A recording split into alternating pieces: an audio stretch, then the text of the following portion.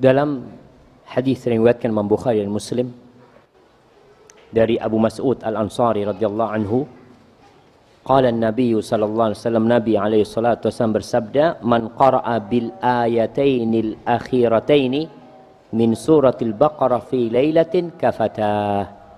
Barang siapa yang membaca dua ayat yang di akhir surat Al-Baqarah di malam hari, maka itu mencukupi dia. Cukup sudah dia.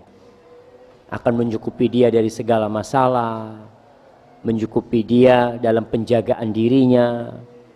Artinya ketika seorang membaca dua ayat terakhir ini, tolong dimaknai. Jadi bukan hanya sekedar, oh sebelum tidur anak pokoknya mau baca, tapi tidak memaknainya.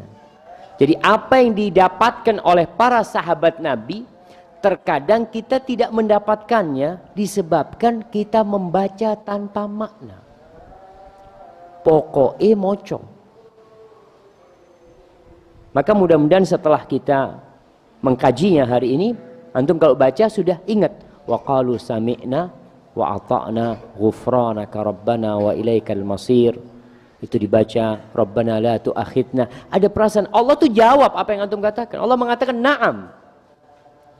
Lalu kita tidak memaknainya.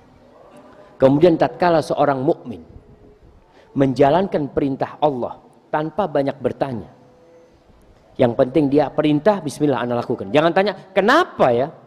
Kok nggak boleh? Kenapa babi kok haram? Kenapa darah kok haram? Ada yang bertanya seperti itu, jemaah.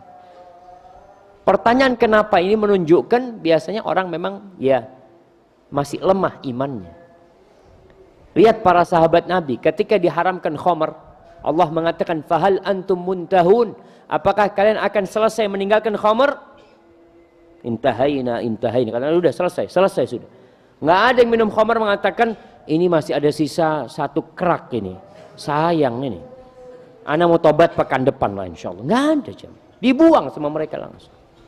Ketika wanita-wanita para sahabat turun perintah untuk berhijab, ini surat An-Nur dan surat Al-Ahzab, dan suaminya pulang membacakan itu kepada istri-istrinya, kepada putri-putrinya, itu nggak ada wanita yang mengatakan kenapa ya kok disuruh pakai jilbab, nggak ada.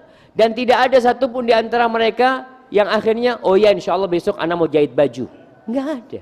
Itu kain-kain yang ada di jemuran dipakai sama mereka langsung.